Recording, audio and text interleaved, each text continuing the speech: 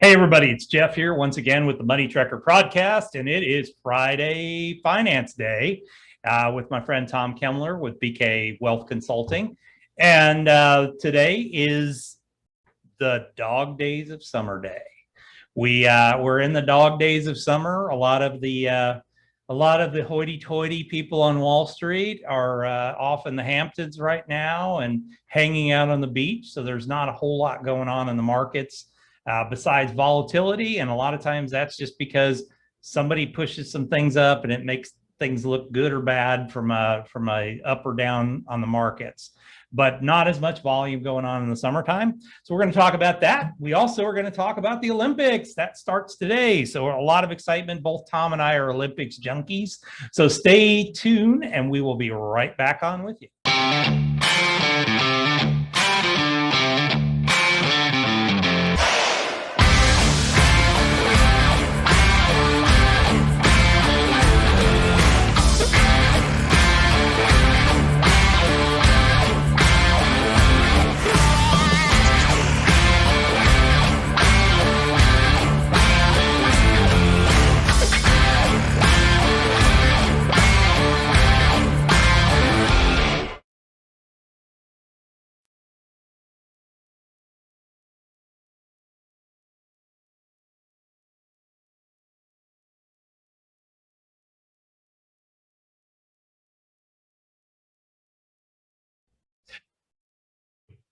Hey, everybody, welcome to the Money Tracker podcast. And I've got my friend Tom Kemler on from BK Wealth Consulting. Hey, Tom, how you doing, my friend?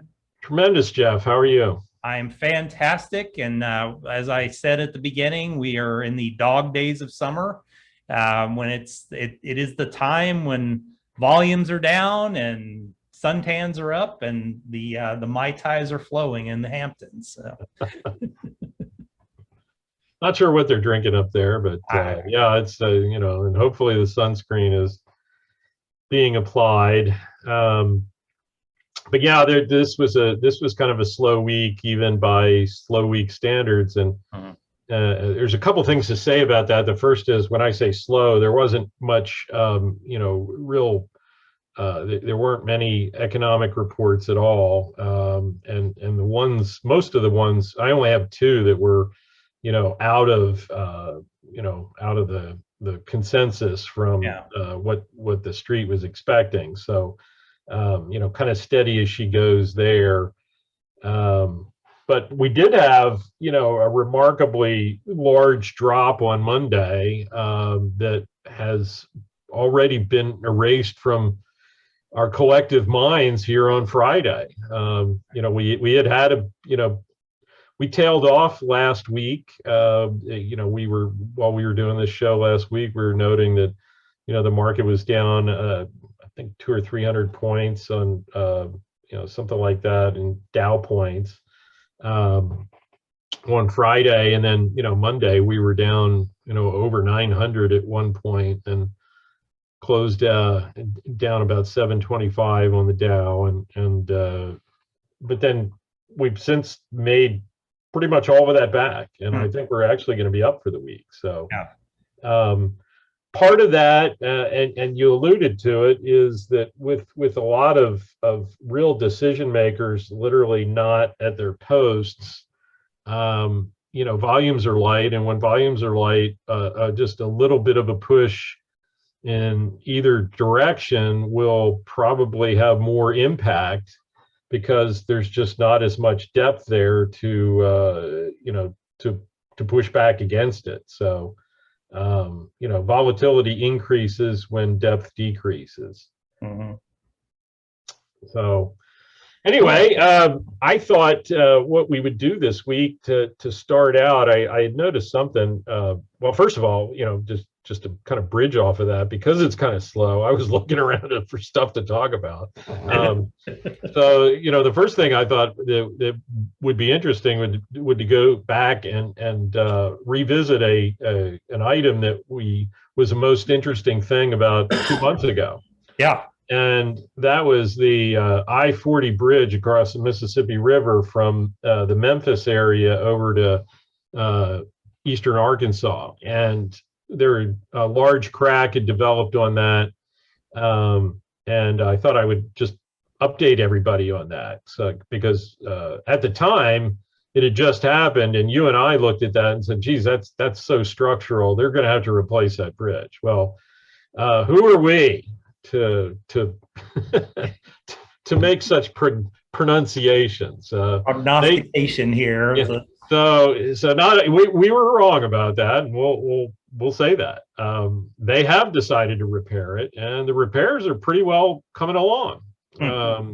It looks to me like the latest headlines that I could find are stories that are about a week old that seem to indicate that the bridge will be done in about a month.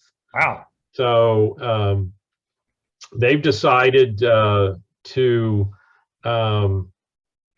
repair it using some plates, and they've repaired the initial tear in the main beam that was what shut the bridge down in the first place. But then they've noticed a number of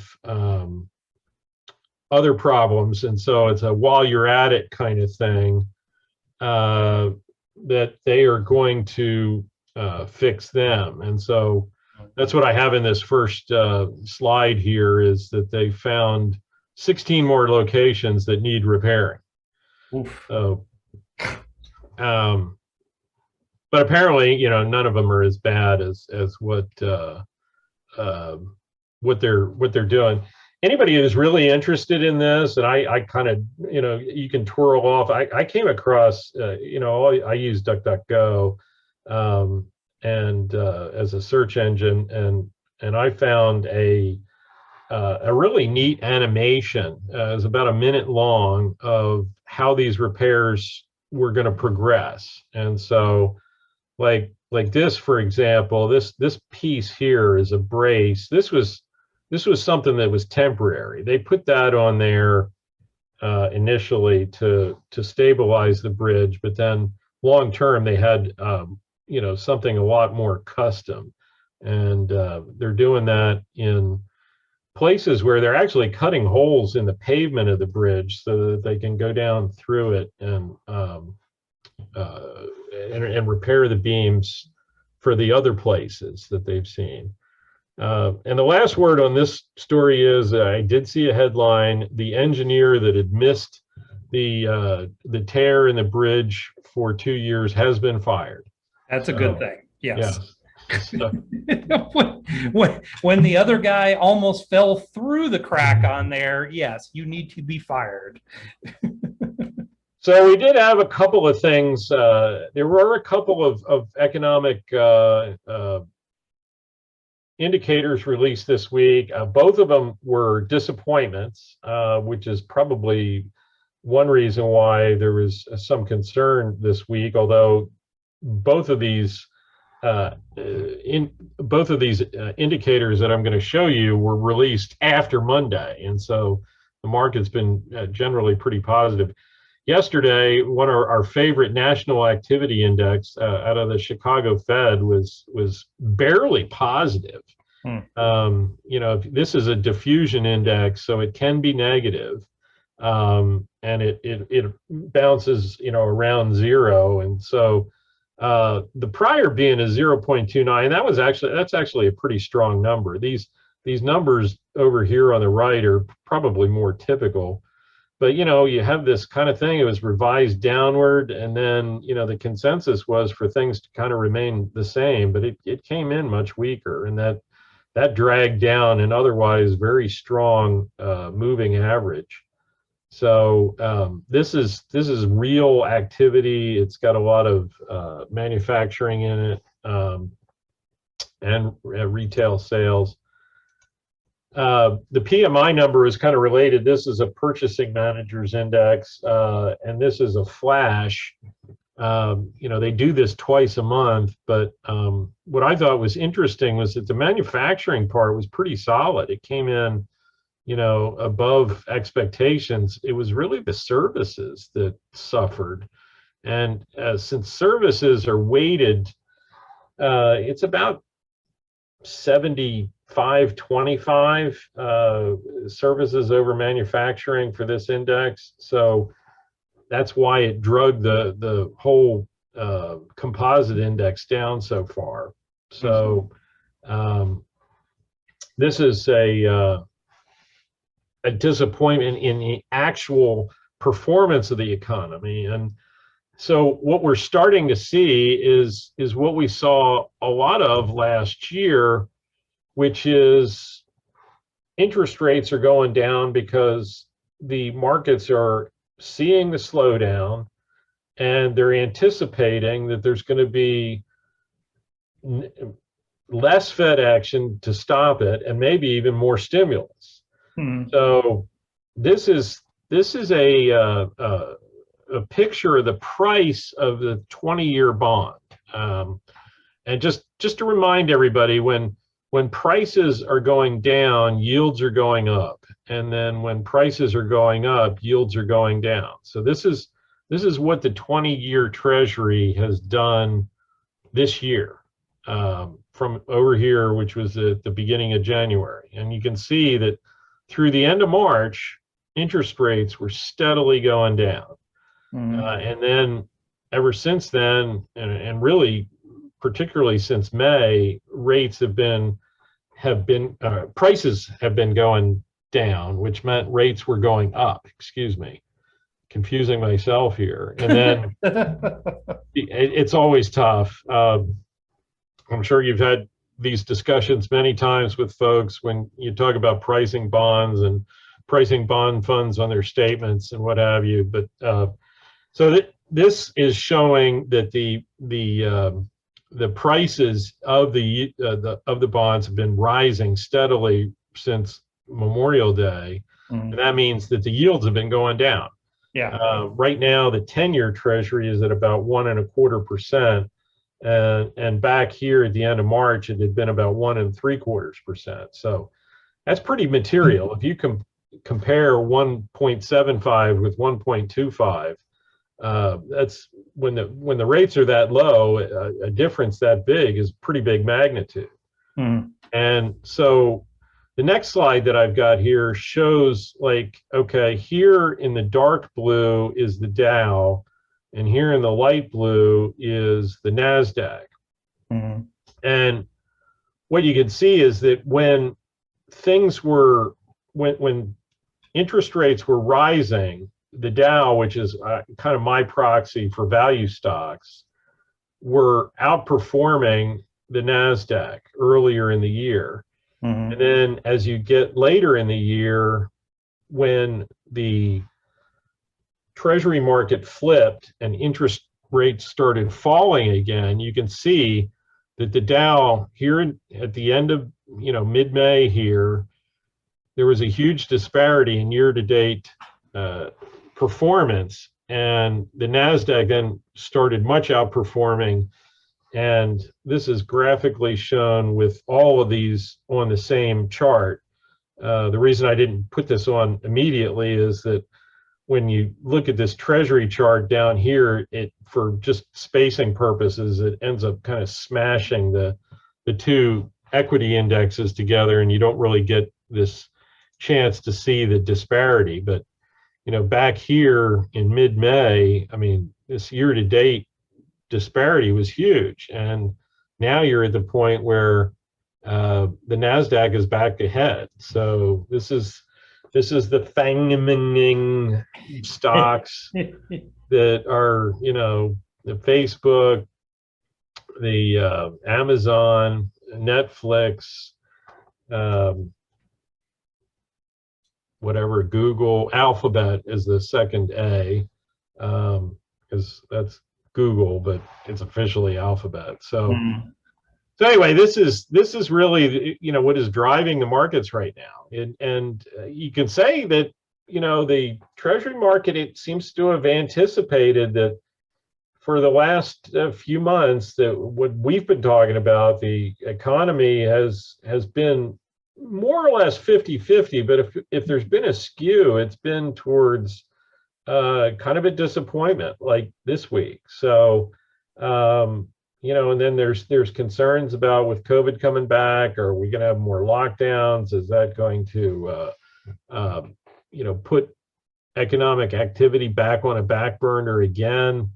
I don't know if I'm saying this with from an analytical perspective or from the heart, but I sure do hope that we learned that lockdowns didn't really accomplish anything, and that the economic damage is not something that we can continue to paper over with trillions of dollars.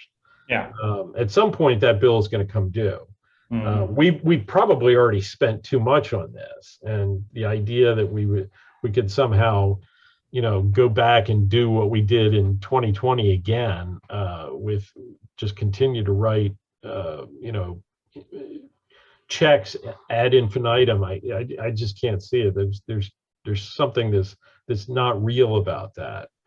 So I hope you have even a basic understanding of economics. It's like, okay, eventually it ain't different this time from another time. Every time I've ever heard that, it's caused the hackles on the back of my neck to go up, because I've heard it so many times in my career. Oh, it's different this time. It's a new paradigm, until it isn't.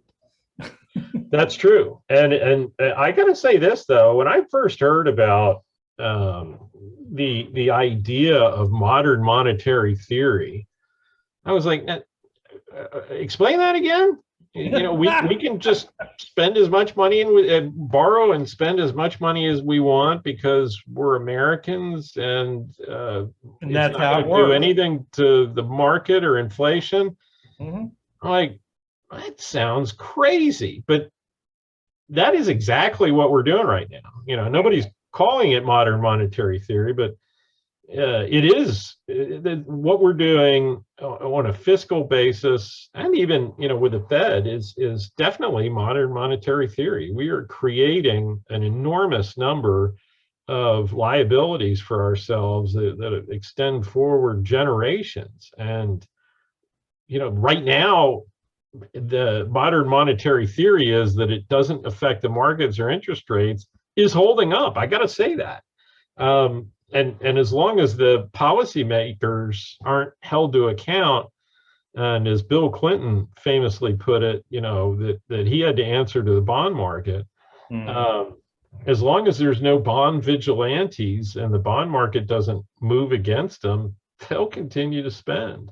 Yeah. So his last chart that I had, though, and this is very busy, and I know this, and I hope I blew it up enough to, because while we're on the subject of inflation, and that's the consumer price index here, I thought I would look at what is different this time about inflation. So I'll just take you through a couple. This is the last 7 years. And what you can see, and I'll pick 2015, for example, in the blue here. So this is what forecasts are. So that Wall Street will start forecasting inflation well before the year that it's actually supposed to be. So, pretty much everybody starts out at 2%. And then, then the actual year of 2015 ended up being just almost negative, just barely above zero. 2016, again, they started with 2016 forecasts in 2014. And really, until you got pretty far into 2015, they weren't meaningfully coming off of zero. But then, probably influenced by what was actually happening to 2015 inflation, they dropped off, and ultimately inflation in 2016 wasn't much better than 2015 and still well below forecasts. And so it goes for these other years. They all started about 2%, and they all kind of wangle around and end up near 2%. But look at this one. This is 2021. 2021, the forecasts started back here at the beginning of 2019 at around 2%. And then when COVID hit last year, they were actually going down with, this is what actually happened because of COVID last year. And they went down in sympathy, but since then, things are skyrocketing. and look what it's doing. It's pulling 2022 along with it. So the number here for next year inflation is, I think, the most interesting thing about this is that this number has been pulled to where it's higher than all these other numbers. So it would be not only this year, this is the transitory inflation that everybody from Biden to Janet Yellen to most of Wall Street is talking about. But if it persists through next year, it's not transitory. And that's this number coming up and being as high as that it is suggesting that the markets are starting to think that it's not transitory. And yet we have a 10-year treasury at 1.25%. So at this point, I would just have to say, I don't know. This is a true conundrum. It really is. Is there so much money sloshing around out there that we can simultaneously have inflation and low interest rates? It doesn't make any sense. It really doesn't. We don't even have a good name for that. I mean, it's like, it's not even stagflation that I knew, and what I thought we might see with inflation and a lack of growth is one thing. But we had stagflation. You go back to the Jimmy Carter years, and that was 10% unemployment and 10% interest rates. Yeah. This is something different. I just on that note, we'll call it flufflation or something like that. I'm not sure exactly what to call it. But as long as it's happening, what it's saying is that there's no pain, and if there's no pain, then these days that we had like Monday, which are rare. I mean, it's turning out now, and it's seemingly been like this for most of 2021, that the markets aren't going to have more than a bad 2 or 3 days in a row. Maybe a bad week, but that's about it. The idea that we're, each of these setbacks has immediately met with bargain hunting, and they shored up and they push things to new highs. So that's what I had this weekend. I was going to say that, as you alluded to, the most interesting thing for me is that the Olympics are beginning to officially beginning tonight. Now, I've been watching Olympic competition this week because a lot of people maybe don't realize, but a number of team sports have already been playing. Men's and women's soccer, baseball, the women's softball have all been playing all week long. In fact, I think maybe some people heard about it because the U.S. women's soccer team had their 44-game winning streak come to an end from Sweden on like Tuesday. But the official opening of the games with the opening ceremonies has already over. But here in this country, we're going to watch it in prime time tonight. And so I'm reminded of like the Seoul games in '88, the Beijing games of '08, that when they have the Olympics in that part of the world, there's such a time lag between when the event actually happens and the prime time when you watch it, that there's a lot of chances for spoilers and spoiler alerts. So I'm not going to spoil anything about the opening ceremonies. I saw a couple things about it online already today that were pretty cool. You mentioned before we got on here that you like to maybe take a peek around the corner to figure out is this gymnast going to fall off the balance beam or not? Who's going to get the I just medal? go to the straight to the medal rounds and just, all right, I don't need to monkey around and watch all the rest of it. Just watch the medal rounds and I'm good. I'm happy with it. So I try my best. I got to say, I try my best to not peek around the corner.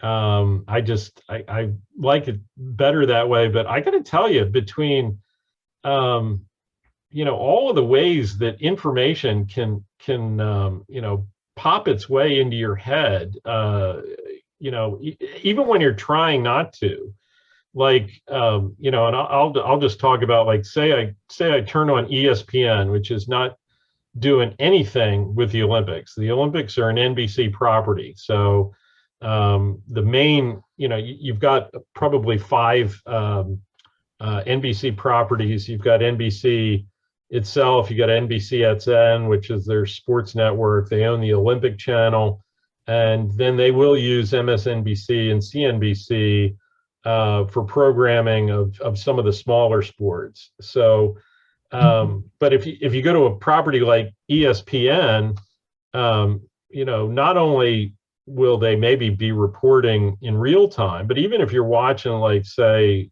a baseball game, there's the crawl across the bottom of the screen can still get you. You're like, oh, I forgot about that. Damn it. It's like the gold medal awarded. Like, geez, I'm trying not to view that stuff, and it's still, or somebody might text you, hey, what about that gold medal that guy won? I'm like, oh, come on. Yeah, killing me here, guys. So anyhow, I watch it, because I keep waiting for Al Roker to do the swimming stuff, and you have Al Roker in a Speedo. I mean, that's the ultimate. Al Roker, buddy, on the weather guy. I mean, he does swimming.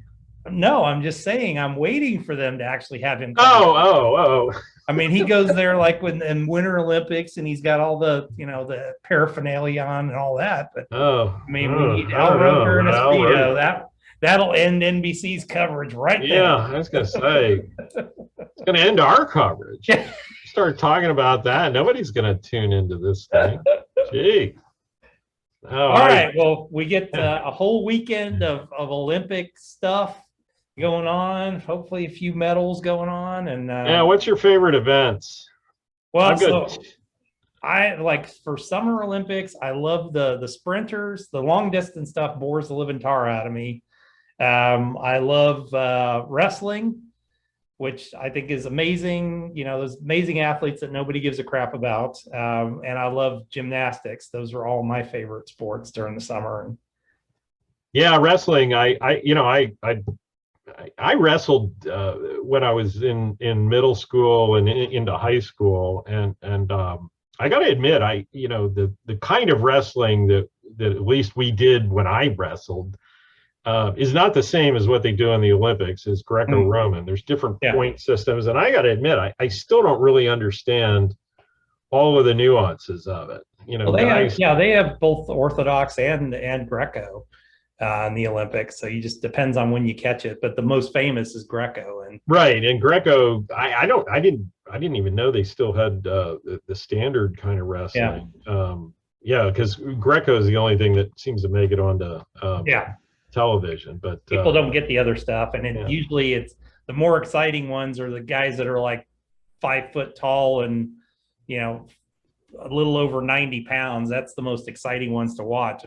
A couple fat guys rolling the ground is not gonna Rulon Gardner in regular wrestling, not Greco, would be kind of not real fun to watch. So well, I gotta say, I love the sprints as well. I view, the men's 100-meter dash is like a heavyweight fight. I mean, it's there's a lot of electricity in the air, and they, there's no clear favorite, now that Usain Bolt is retired, and so it's going to be interesting to see who's going to who takes up the mantle. Who's going to take up the mantle, and And likewise in the in men's swimming, the men's 50-meter freestyle, is a similar thing. It might as well be the swimming version of the men's 100-meter dash.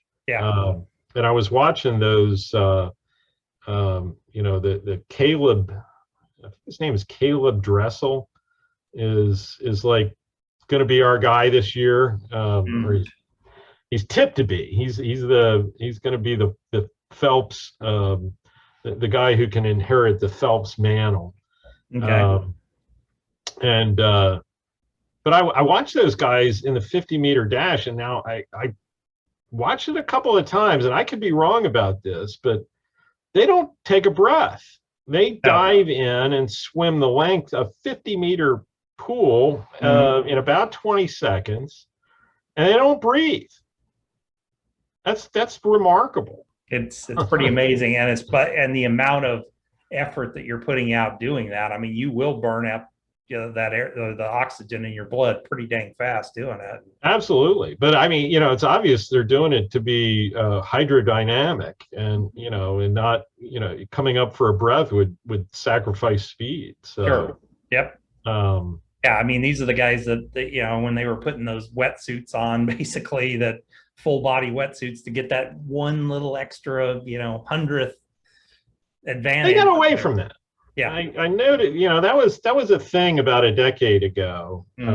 In track and field too. I remember they had the full suits, and well, that was that Australia one where Nike had all the the running suits that were like the full body with the head thing, and I mean, the reality is, okay, guys, you're not going to make that much of a difference. And then then basically Usain Bolt came onto the thing, and it's like, dude, you couldn't even tie that suit to him and still keep up with him on along. Anyway, it'll be fun. Right. Well, cool, my friend. Thank you so much. Look forward to catching up next week when we can have a little Olympics. See what kind of stuff goes on in the Olympics during the week and everything else, and hopefully we'll have a little bit more economic information and all that for the week. Absolutely. All right. So sayonara to everyone. Enjoy it. Enjoy your summer on the beach or wherever you are. With your Mai Tais or Long Island iced teas. I guess that's for the Hamptons, is Long Island iced teas. So. All right, folks. Well, thank you so much. We love being on here. Certainly, if you have questions or anything like that, as we always say, put those in the comments, and we'll be more than glad to answer those on an upcoming show. And in addition to that, we're on multiple channels, both YouTube, Rumble, any of the video podcast channels, such as Apple Podcasts or Google Podcasts. So wherever you see us, wherever you're watching us, make sure you make a comment. Please sign up, subscribe to the channel wherever you're at, because we do a lot of these. We're going to do a lot more of these different types of shows during the week with different topics, especially on the finance world. So thanks a lot. We appreciate you coming on, and we'll see you back here next week. Bye. Man, my computer. Give me what I want.